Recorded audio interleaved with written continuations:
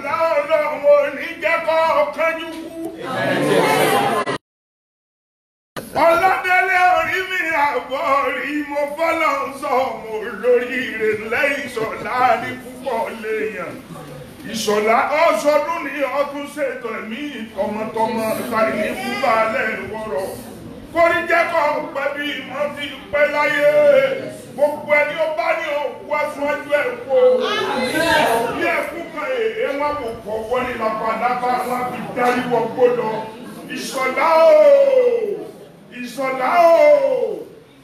Ọmọ àdìsá tó fàyè rẹ̀ ìtọ́rọ̀ ọ̀run. Ọmọ Sọ́lọ́mọ́nù àdìsá tó fàyè rẹ̀ tí ó sí láyé mọ́. Ìṣọ̀lá mi lè ń wo wọn mo dúró mọ́ ní. Òṣùpá kan ṣoṣo láàrin ìràwọ̀. Ìṣọ̀lá kan ṣoṣo láàrin àwọn ọmọ bàbá rẹ̀ lẹ́sọ̀ọ́. Ìṣọ̀lá ní púpọ̀ lọ́kùnrin tọ́lá tí ọmọ lọ́ọ̀pọ̀ léèyàn. Ọmọ ìsìnkátú ọlọ́run ò ní jẹ́ kọ́kán jú kú. Ìṣọ̀lá ọmọ dọ̀ǹkàsì. Ìṣọ̀lá dé o. Ìgbóyè àṣà. Ọ̀gárẹ̀ láyé ọmọ àṣà kìkì tó ṣàwò. Wọ́n lọ máa ṣà kìkì tó ṣòjò. Ọmọ àṣà lọ sọ́jú ìjà. Lẹ́ọ̀mọ nífẹ̀ẹ́ òdáyé. Lẹ́ọ̀mọ nífẹ̀ẹ́ òrè. Ọmọ àtètè jíé nífẹ̀ẹ́ òdáyé. Àbúrò nífẹ̀ẹ́ ọ̀ní. Wọ́n yẹ dúró kátó kíyìn nífẹ̀ẹ́ ọ̀ní. Wọ́n bẹ̀rẹ̀ kátó kíyìn nífẹ̀ẹ́ òye. Ọmọ ojú lábẹ́ sápọ̀tọ̀ ṣojo lé bàbá tó bí ọlọ́mọ. Ọjọ́ tí wọ́n bá ń kọ kọlà fún ọmọ onífẹ̀ẹ́ àbúrẹ́. Wọ́n gbọ́dọ̀ fàbẹ́ kojú ẹ̀ ní kọ́hùn kan ní ijó yẹn. Ọmọ ṣojo kí n tó sàkí nínú ilé bàbá rẹ̀ ni. Lónìí orí bá lọ́dọ̀ bàbá rẹ̀ Ìṣọ̀lá ní púpọ̀ léèyàn. Ìṣọ̀lá Ìṣọ̀lá mọ̀ orí bá bàbá rẹ̀ ní. Ìgbórí àṣà ọ̀ka rẹ̀ láyé ọmọ àṣàkì kí n tó ṣàwò ọ̀ṣọ́dún èyí ọ̀ṣẹ̀ tẹ̀mí ìtọ̀mọ̀tọ̀mọ̀ lágbára Ọlọ́run ọba ikú kan ò ní ọba wà gbó bí olùgbòkò ti gbó láyé wà gbó bí olùgbòkò ti gbó gbó bí àgbàkan tó ọmọ owúsùn ní ọrùn owúyọ títí owú dọkínní òṣìbọ òtẹlẹ pẹ láyé tó ọ̀nì mọ̀ sàré ọmọ gbogbo nígbà lọ Ìṣọ̀lá Ọlọ́run èmi jẹ́ kọ́ ọ̀kan jù Ìṣọ̀lá o ọmọ ẹ̀dá kíkì tó ṣàwò mọ̀jọ́ ibẹ̀ nílé ìyá rẹ̀ mọ̀jọ́ méjì ọmọ àjọkẹrù máa jọ bẹ̀kọ́ ọmọ ẹrú ní sinmi ẹ̀kọ́ máa gbọ́dọ̀ sinmi náà mọ̀jọ́ gbóyè lọ́ba ó gbóyè lọ́ba ó gbòdì díẹ̀ ní ìwọ náà tún ní ara àgbóyè àṣà ọmọ àṣà ìtọ́jú kí n tó ṣàkí nínú ilé bàbá rẹ̀ ọmọ àṣà lọ sún àdúrà ìjà ọmọ bẹ̀mú máa fi wẹ̀ nínú ilé yìí.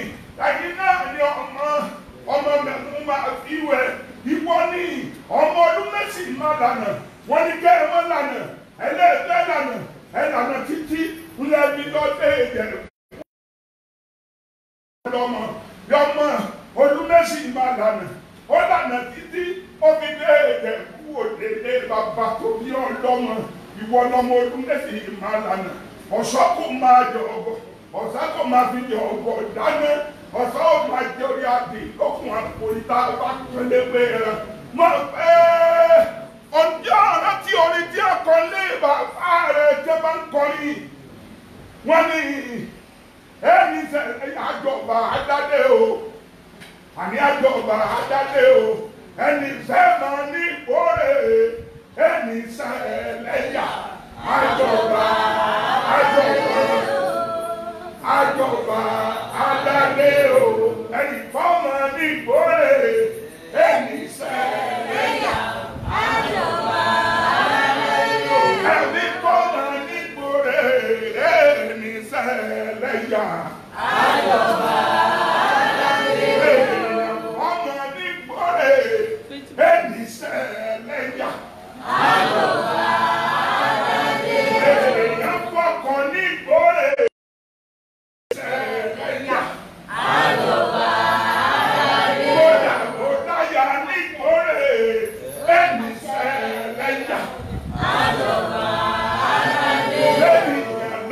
nígbòrè ẹni sẹ́lẹ̀yà. Ẹni ọlọ́mọ nígbòrè ẹni sẹ́lẹ̀yà. Ẹni tálọ́kọ nígbòrè ẹni sẹ́lẹ̀yà. Ọ̀rí máa dúpẹ́ lọ́wọ́ Ọlọ́run ọba. Wàláyé Ọlọ́run ọba là á dúpẹ́ fún. Mo bọ́ yọ̀, mo bọ́ dúpẹ́ o. Ọ̀rí ìṣe rẹ ní sojú ìyá rẹ. Mo bọ́ dúpẹ́ lọ́wọ́ Ọlọ́run ọba. Ó ń dọ́dún mi. Àdìsá ti lọ bẹ́ẹ̀ àrí. Báyìí Àdìsá Sọlọ́mọ́nù tó sí láyé wọn. Àdìsá lọ́ọ́ láàrin àwọn akùnrin. Àdìsá ara gbóre bọ́ délé ọ̀kílẹ̀ o. Ọmọ Dọ̀nkásì, ọmọ Rísíkàtù tèmi, ọmọ Àdìsá tó fayélẹ̀ tí ó tún sí láyé mọ́. Ìbáṣepá àkúláyé ń alágbàrúndà. Ìbáṣepá àkúláyé bó bá ṣe pé Olúmọ̀ ò bá kú. Mbá ní kújàre bàbá rẹ̀ ní bó ṣe pé ààrẹ ìsàwòdì tí ó tútù lálọ́ àkúláyé. Mbá sọ pé ìkújàre bàbá rẹ̀ ní Àdìsá fi ọ̀lẹ̀ ẹlẹ̀ lọ. Bàbá rí Àdìsá ló sì bẹ̀ tí ó gbó jayé mọ́. Sọlọ́mọ́nù Àdìsá bọ̀ délé ọ̀kílẹ̀. Bàbá mi Àdìsá bọ̀ dọ́nà òbèrè ọ̀nà. Àdìsá àtètè délé iṣẹ́ ìwọ̀nmọ́lá àkọ́kọ́ máa jẹ́. Bẹ́tí ẹ̀ bá ń já dákun má ṣe pè lọ́rùn. Ọmọ ní ń pèrí bàbá. Bàbá ṣe bẹ̀rẹ̀ lẹ̀ tí ó dúró jẹ́ láyé. Ọjọ́ kan la jóyin, ọjọ́ kan la jádò, ọjọ́ kan la rájò ta ní wálé mọ́. Àdìsá lọ bẹ́ẹ̀ ọ̀rí, ó di gbére, ó di kése, ó da ìnàkò, ó dojú àlá, ó tún ní bọ́ ààrẹ ní tó jọ ni, àfi bọ́ ọ̀rọ̀ ní tó jọ bàbá rẹ̀. Àdìsá ló ṣe bẹ́ẹ̀ tí ó dúró jayé mọ́. Àdìsá bọ́ délé ọ̀kílẹ̀ o, bàbá rẹ̀ Àdìsá bọ́ ọ̀dọ́ náà wọ́n béèrè ọ̀nà. Báyìí Àdìsá ṣe bí ìyá ní wúrà bàbá ní dígí ọmọ. Ọjọ́ ìyá kú ní wúrà àbàbà jẹ́. Ìjọ bàbá ọmọ bá kú ní dígí ọmọ wọ mi. Wọ́n ṣe bí ìyá ò lè ṣe ìyá. Wọ́n ṣe bí bàbá ọmọ ìyá lè ṣe bàbá ọmọ. Ọmọ ẹni ò ṣe bí bẹ̀rẹ̀. Ọ̀rìn kábìlẹ̀ kẹ̀sí tọ́mẹ́lómi láyé. Àbíkẹ́ dé o. Ọ̀ká rẹ̀ láyé o. Ikú ò ní gbọ́ lọ́dọ̀ ọkọ rẹ̀. Ikú ò ní gbọ́kọ náà lọ́wọ́ rẹ̀ lágbára Ọlọ́run ọba ìlàyé aláwùrà ẹ̀dí Ọlọ́run èdè jẹ́kẹ́ kúmárà yìí lọ́wọ́. Ẹ̀rí orí jẹ́kẹ́ pẹ́ bímọ ti pẹ́ láyé. Èmi ti báyìí yọ. Ẹ ti gbélé ayé ká ẹ ti kékeré sórí rẹ̀ ṣẹ̀ṣẹ̀. Bàbá dàgbà ká sórí rẹ̀ ṣẹ̀ṣẹ̀. Ọ̀rí Ìṣọ̀lá mo bọ́ yọ̀ mo bọ́ dúpẹ́. Dásọ́lá Ọlọ́run ọba ló fún ọlọ́kọ̀ olórí ire. Ọ̀ríyá mi Ìṣọ̀lá bàbá Olúwa dámi láre tèmi. Bàbá Adésírè o, bàbá Ajíbíkẹ́, Ògúndípé náà tèmi ni. Ajíbíkẹ́ ń kọ́sẹ̀ ń bẹ lálàáfíà, Adésírè ń kọ́sẹ̀ ń bẹ ilé ẹ̀ bá mi kí. Ikú ò ní gbà wọn ọmọ náà lọ́wọ́ ẹ̀ yìí. Ọ̀wáyò Ìṣọ̀lá ọjọ́ òní. Ọjọ́ bí rẹ̀ ní ọjọ́ òní, ọjọ́ kan ṣoṣo ni ọjọ́ tó jẹ́ ọjọ́ ńlá fún ọ. Mo fẹ́ kọ́ ọ̀sàmì ọjọ́ òní fèmí. Mo fẹ́ kọ́ ọ̀sàmì tó jẹ́ ọjọ́ òní fèmí kí gbogbo ayé. Gbogbo ayé ló ń bẹ níbí. Ẹ̀rí tẹlifíṣàn ń bẹ níbí. Rédíò ń bẹ níbí. Kódà nígbà tí mo tún fẹ́ kú òun lé, mo tún mú wọn kú òun lé. Mo ní kẹ́ ẹ máa wá sọ ntí Àdìsá. Ntí Ìṣọ̀lá bá ṣe fún mi ọmọ Àdìsá mo ní mo fẹ́ kí gbogbo ayé ó gbọ́. Ìṣọ̀lá ìgbórí àṣà ará akémàjò ń kọ́ ilé ìyá rẹ̀ ní abilake ìlàdọ́ mèrè ibi kú balùwọ̀dọ̀dọ̀ ìlàdọ́ bẹ́ẹ̀ dọ̀dọ̀ ẹlẹ́pẹ́já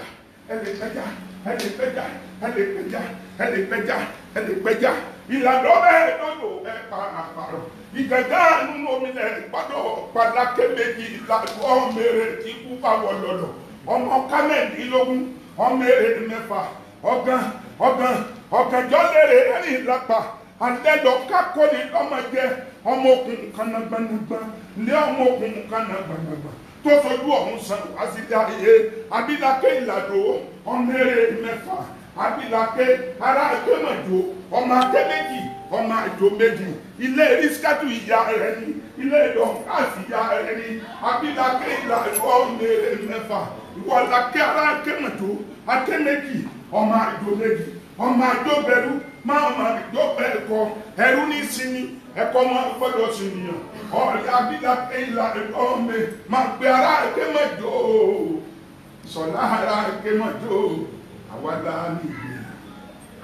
àwàlá ní ìgbé yóò títí lọ́dẹ mọ̀wé o ará àgbé máa jó ará àgbé máa jó àwàlá ní ìgbé máa gbé àwàlá ní ìgbé yóò títí lọ́dẹ mọ̀wé o Abilake o Ìṣọ̀lá mo ti bọ́ ọyọ̀ mo bọ́ dúpẹ́ kí la fẹ́ fi ṣe ní ọjọ́ bí rẹ mo ti bọ́ dúpẹ́ lọ́wọ́ Ọlọ́run ọba Ìṣọ̀lá igbó ni ọ̀pá ọ̀rẹ́ mi Ìṣọ̀lá Ọlọ́run èmi jẹ́ kọ́kọ́ mọ́ lọ́wọ́ ẹ máa gbẹ́bí ilé ayé ta Ìṣọ̀lá máa gbẹ́bí ilé ayé ta Ọlọ́run ò ní jẹ́ ọṣẹ́kù bìrì àyíta àmàlí gbọ́ kú Elédùmarè bìrì àyíta àyígbọ́ kú Elédùmarè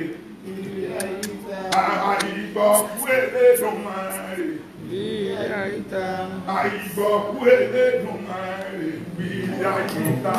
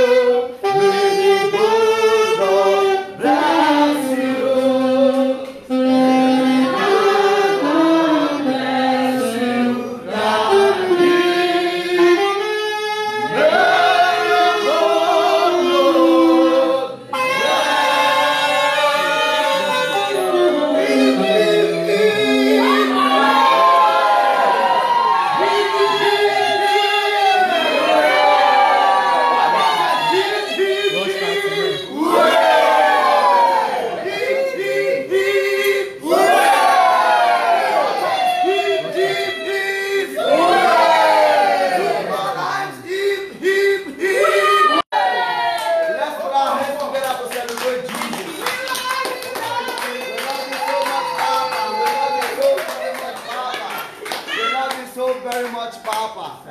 It's really a great privilege to be part of this great occasion, being the early hour of our Papa's birthday. And the ovation is going to be so loud, it's going to be so loud as the day unveils. Yes, Papa! Alright, there are still more surprises to come, but to start with was the man who just did the eulogizing in and the chanting in our traditional way, and then these people. And before the end of today, we are still going to have more to come our way. Then stay tuned, Genesis Global, and in another 1 minute we'll be receiving words of blessing from our Father in the Lord to bless us. And it's really a great privilege being the first set of people.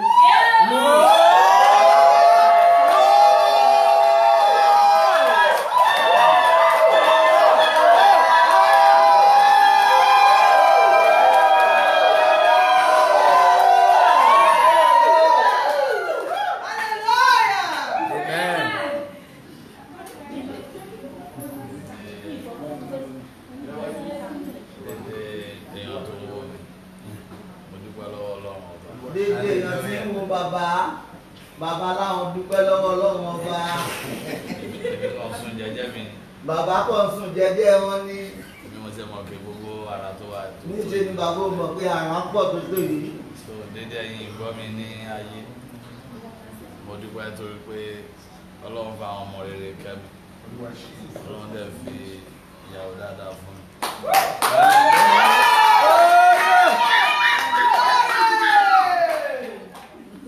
Àti àwọn àbúrò mi àti ẹni tó fún fèrè. Àti àwọn tó gbé kéèkì wá. Ẹ má bínú mi ò bóyìnbó ní ọ́. Dádì mi, ìgbà tí mo rí wọn lẹ́sìn, omi kan yọ lójú mi ni. Nítorí pé mo value Yoruba culture gan. I cannot joke with who I am, and that is the perfect identity that I have as a Yoruba man. I'm always very proud of Yoruba land. My brother came to my room. I was not expecting anything. I want to appreciate everyone all over the world. I want to glorify God who's given me an opportunity to see today. I want to bless God, Jesus Christ, Lord, our Savior, and those who are surprising Cake Master here, all my children, my media crew, my ministers, my female ministers, and to Daddy Ajobiewe, I say thank you again, sir. Because when I was actually watching him on Channel 7, or it's Channel 7, I think Channel 7. So yeah, then my parents never had the opportunity of buying a television. So we used to watch him from another person's room. So we had to go and queue in that room to watch in another person's room.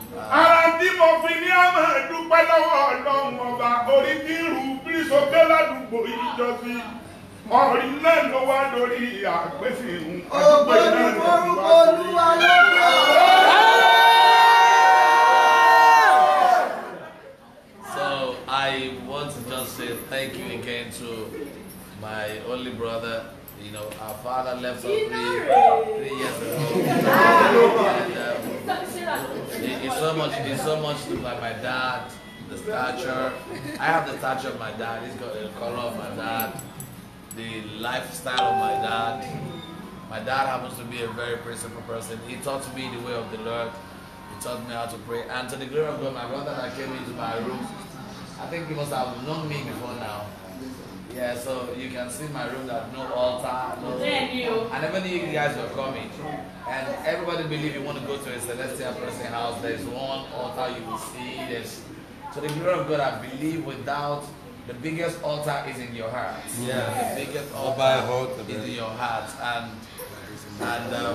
my spiritual son and all my spiritual children, his wife and all our wives in the house. I'm now a grandpa, and my in-law is here too.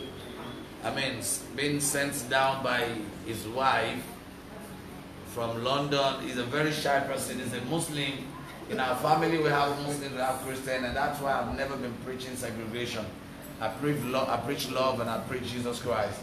I don't want anybody to say Muslims are bad or Christians are good. There is no church in heaven. There is no mosque in heaven.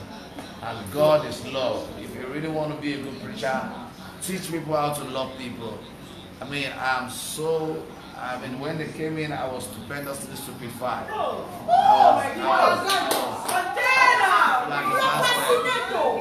So, and young ladies who brought my cake and my gifts, I appreciate you. And I want to use my birthday to pray for people.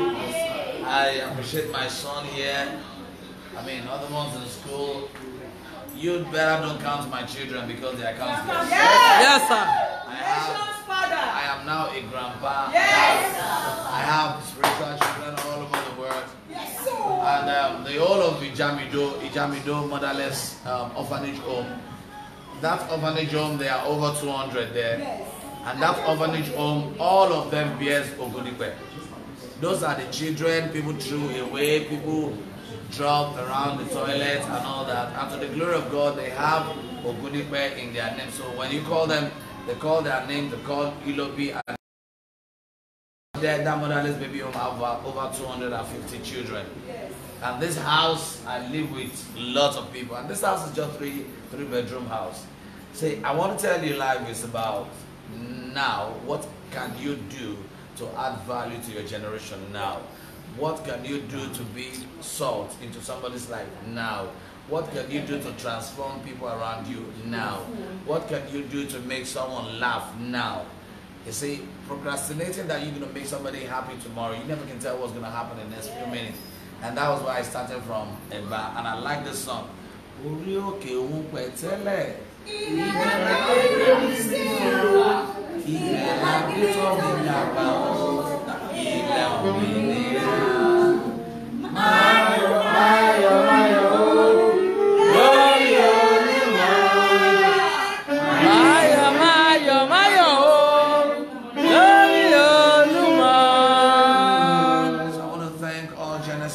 Partners all over the world, Genesis Global in Germany, in America, in Canada, all over the world. I want to say thank you.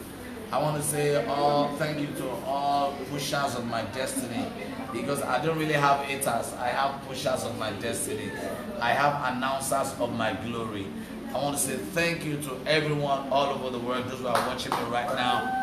I want to say thank you to my family, Soyaolu family, Ogundipe family, and my wife's family, Olufobi family. Thank you so much. I can do this on and on and on and on and on. I want to say thank you. If you're watching, keep sharing, keep joining the trend that is going.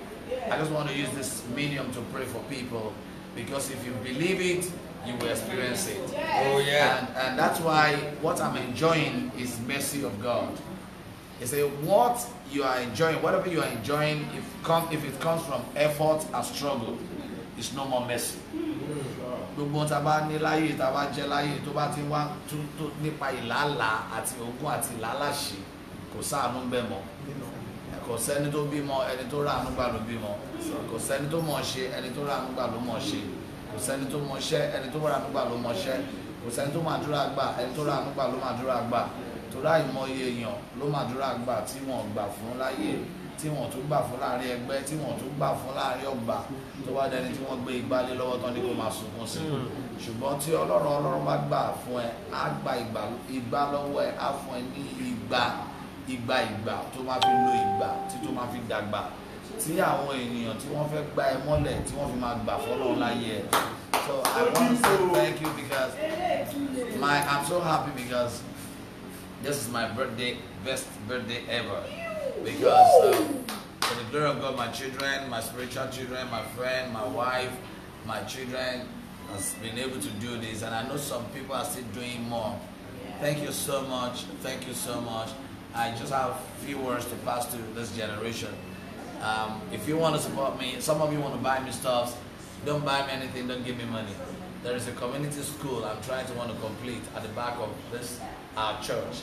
The community school has been there for 17 years, and these children, They've got no blackboard. They've got no table. They've been sitting on the floor here in Alakuko, United States of Alakuko. So the building is on, and that's what I want God to do for me as my birthday gift. Because I remember when I used to go to Jaconde School, and it was so tough. So I just want you to know that whatever you do, there's always a time for you to start, and there's a time for you to stop. There's a time for you to turn to anybody, because nobody would appreciate you. Not everyone will love you. Not everyone will celebrate you. I'm gonna surprise you, because a lot of people will surprise you that those who you are supporting, putting your best into what they are doing, probably going to be the one that wouldn't want to appreciate you. So the best appreciation comes from how you appreciate yourself. Appreciate what you're going through right now, because sometimes God will intentionally raise some enemies against you to fire you up, to push you to the next level. But what I told you this year called Lota, I want to go out alone mercy. To the way tí wọ́n bá sí tiwa ò bá ti ta, tí wọ́n bá sí a ò ní sáré, tí wọ́n bá sí a ní lọ síwájú, tí wọ́n bá sí a ò ní gbàdúrà, tí wọ́n bá sí a ò ní mọ tí Ọlọ́run rán láyé wa ṣe. Ọ̀tá máa jẹ́ ká mọ nǹkan mẹ́ta, ọ̀tá máa jẹ́ ká mọ ara wa, ọ̀tá máa jẹ́ ká mọ àwọn èèyàn tó rọ̀gbà yí wa ká, ọ̀tá máa jẹ́ ká mọ̀ pé Ọlọ́run wà. Ìṣọ̀lá dé o, àwọn lẹ́ni báyìí lọ́mọ ẹ̀dá o. Lọ́lẹ̀ máa wí pé bọ́ọ̀dé máa wáyà ní o. Tọ̀ráyé lóde, ọ̀ráyé orí tàbí lùbí tàbí lọ́pẹ́. Tàbí ṣe bí sókè lára àdúgbò kiri ó tún á dórí àpèsè mo bọ́ dúpẹ́ bá ń dúpẹ́ lọ́wọ́ Ọlọ́run. Hallelujah. I have 7 words to speak to everyone. So this morning I'm going to be on Instagram. I really want to be on Instagram for 1 hour, probably when I'm going to share it for the program. I just want all my Instagram friends to join me, celebrate. I want to pray for you. I want to give you some new words for the new day. Say there are prophets and there are prophets. Yes. When prophet comes your way, sometimes you don't need too many things. Do you know that trumpet, that sax is going to be useless if that man is not blowing? The trumpet is golden, the saxophone is beautiful, it's golden, but someone needs to blow for sound to come out. So don't mind those who are blowing you. Let them blow you with hatred, let them blow you with force, let them blow you with whatever they want to do. What is going to come out of you is sound, and that sound will produce new song. So every new song comes with new problems, comes with new challenges. So if you want to go to another level, expect new haters. So I want to say, the covenant of this house where I live, I want you to pray for you. This same house where I used to carry cement for them, where they used to tell me go fetch water, go fetch this for them. To the glory of God, I'm now the landlord of the house. So all the people sending me stuff are now doing landlord association meeting together. Though I'm the smallest among them all, but to the glory of God. I don't know, I wish to say more and more, but throughout today, I'm going to do my video in the morning, Facebook in the afternoon, in the evening. I just want to use my life to encourage people. You see, the way you carry your camera determines how you maintain your focus. When you take your camera away from the object, you will not be able to capture your object. So you focus on your object for you to handle the subject and not be subjected to what the enemies are doing, because you are carrying the camera on a purpose. So the picture or the camera, what the camera will produce is in your hand, and it's not in the hand of the project or the object. So keep on believing in yourself, keep on believing in your dreams, keep on believing in what the Lord is giving to you. And anyone that does not have a goal is a goat. So work on your goals and you will go far in life. I want to speak to your life. As you have celebrated me today, as you are celebrating me today, you will sing a new song. All over the world, everyone watching me, everyone celebrating, everyone calling me right now. The Bible says, behold, I will do a new thing, and now it will spring forth.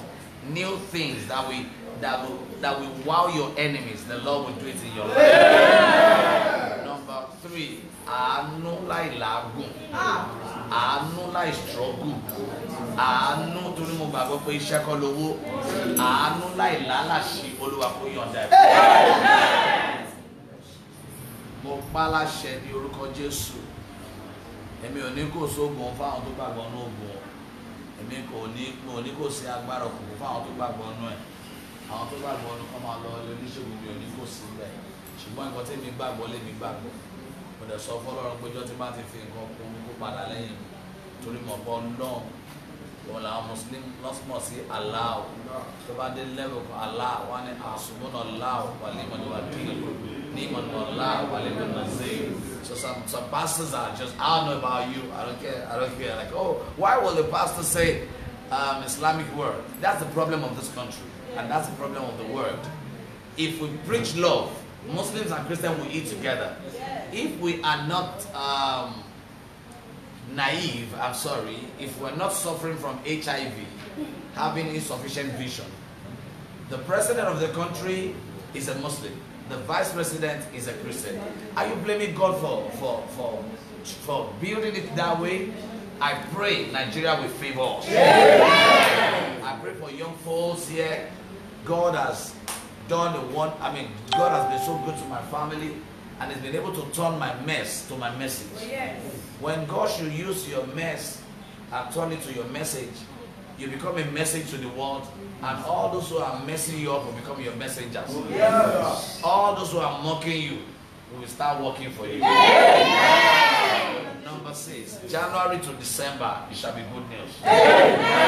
Number 7, some of you are here, I feel like giving you prophecies right now. You are telling God you want your visas, you want American visas, you want UK visas. I don't know how it's going to happen, but the Bible says you shall decree a thing on earth and it shall be established on earth and it shall be established in heaven. So I am decreeing a thing from the divinity, from the humanity, and I want endorsement from the divinity. If you have the loudest amen, you will not die. And I pray for our Father, because before I am a pastor, he's been doing what he's doing. Daddy just said that, Daddy Joko, he's been doing what he's been doing. I was watching him from channel 7 then. So something got me attracted to him, his creativity, his the level of understanding about merging words and the authenticity in the understanding that's got about Yoruba land. So there is no state, there is no Yoruba part of Yoruba that is not going to be able to eulogize or praise, and that got me something from him that I grow old. And what will make a great leader is creativity, consistency, being proactive, and thinking outside the box. He's been able to humble himself. He's not living here. I think he came from all the way from Osho State or Ibadan. He came to Alakuko, United to Alakuko. That's why I'm praying for him, kneeling down. I pray all his children will be successful. I pray under the grace today that Daddy will live long for us. Daddy will live long for us.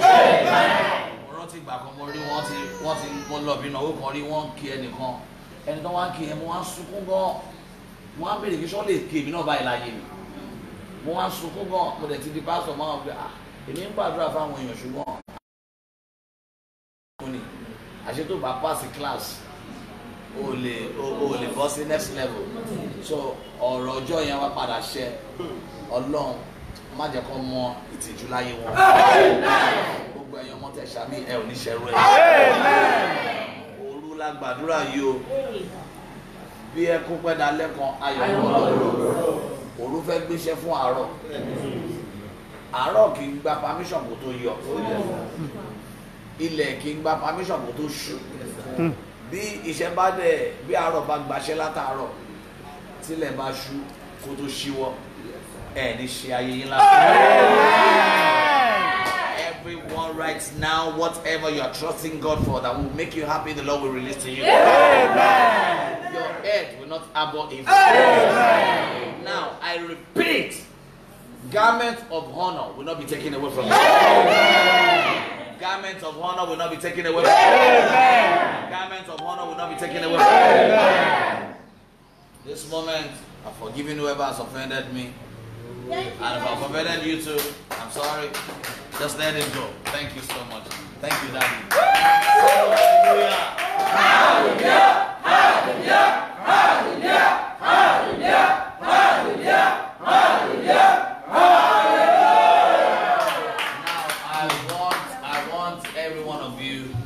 Open your mouth and pray.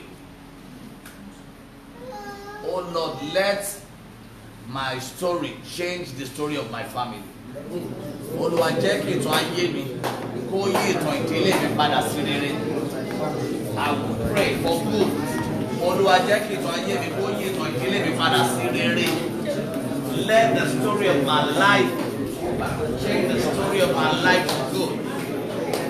Make me the game changer of my family. Make me the game changer of my family. Parents watching me, pray for your children. Oh Lord, make all my children become great. Let all my children be successful. Let my family be successful. Now begin to speak to your life. I shall not fail. I shall not fail. I am going to be the head and not the tail. Gbogbo rere, má jẹ́ kí n ní nínú ìnira, má jẹ́ kọ́lé nínú ìnira, má jẹ́ ṣe ìgbéyàwó nínú ìnira, ohun tí ẹgbẹ́ mi ṣe nínú ìrọ̀rùn, má jẹ́ ṣe nínú ìnira. By this time next year, that I will be doing my birthday, I decree to your life, you will have testimony one day. In the name of Jesus. In Jesus' name we are praying. Amen. Oh my God, mi ṣe tó rọ̀ wọ́n lọ́rùn. Ẹ̀ẹ́dá ni ó máa tẹ̀lé lọ́la. Ohun tí ẹgbẹ́ mi ṣe tó rọ̀ wọ́n lọ́rùn. Ẹlẹ́dàá mi má jẹ́ tèmi ó nira. Ẹ gbàdúrà kejì yìí. Má jẹ́ kó nira fáwọn ọmọ mi. Má jẹ́ kó nira fún mi láti lólé ayé. Má jẹ́ kó nira fún mi láti gbélé ayé. Àwọn kan lólé ayé, àwọn kan láyé ń lò. Àwọn tí ayé ń lò náà ṣẹrú ẹgbẹ́. Olúwa má jẹ́ kó nira fún mi. For my children, for my family. If your voice can be louder, you will remember my birthday for good. Open your mouth and pray.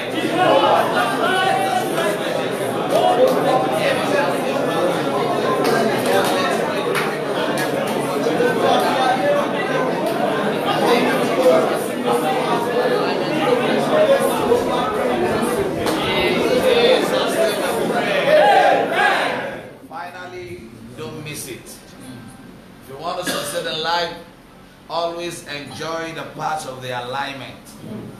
When your life is not aligned prophetically, your success will not be magnetic.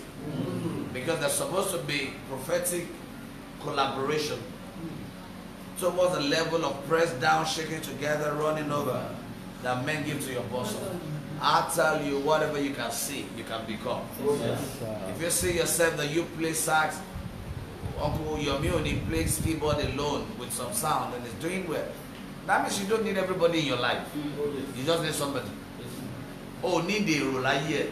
That's why I will have to appreciate my spiritual fathers. If I mention, I won't. But I have only one spiritual mother, and that's mommy, Reverend Esther Abibola Jai.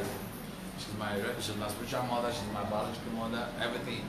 And I appreciate my biological mother too, Mom Briscat. She's praying right now. I've known Mom Esther Jai since over 20 years, and she's a woman of wisdom. She's a crazy giver. But never you follow anyone because of what you want to take from the person. Follow anyone because of the value you want to add to the person. I decree to all of you, any Timothy birthday, what should you party and my match?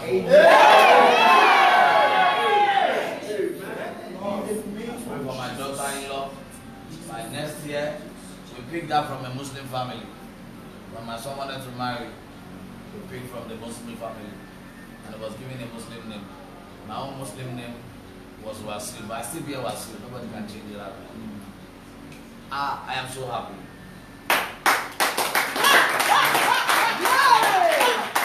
I have never been this happy in my life, and I'm very sure I'm not going to be able to sleep. The photographer, all the ladies, trust me, if I be a prophet of God, by this time next year, you will know you hooked me up. Look at this man, he brought cake, he brought designers. I wear designers, I don't care what anybody was saying about me. Yes, sir. Some people say he's a shepherd, he must not wear mufti. I wear it. Cake master.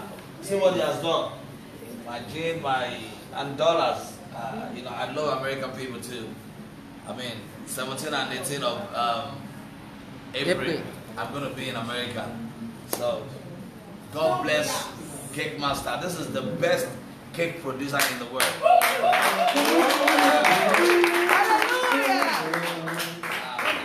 Shall be well with you. Amen. Finally, the grace of our Lord Jesus Christ, the love of God, the fellowship of Holy Spirit, be with you. Amen. Money will not be hard for you. Mọ́tò kò ní ní lára. Ilé kò ní ní lára. Ẹni ṣẹ̀rú ẹgbẹ́. This man brought iPhone again. iPhone, what is this? XPO. iPhone Genesis. Thank you, everybody. Thank you. The love of God. And the fellowship of Holy Spirit be with us now. Amen. And forevermore. Amen. Amen. Before we shout hallelujah again, if you don't give me your life to Christ, you better give your life to Christ. When I enjoy grace, I enjoy grace. And the grace I'm enjoying is all about Jesus. Jesus died for me. And that happens to be what I'm enjoying. Grace, I mean, the mercy of God that I'm enjoying is not about money. It's not about wealth. I'm not rich. I'm only favored. The only thing I'm enjoying is the signature of God upon my labor. And that is what has colored my labor to give me favor. And that's why my life is flavored.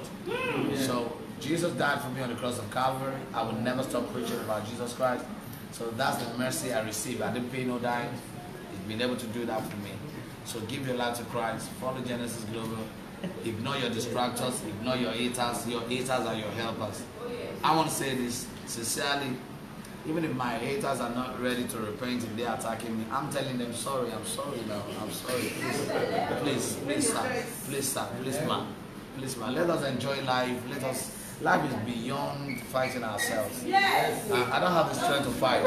I have the strength to fly. I believe I can fly. Thank you so much.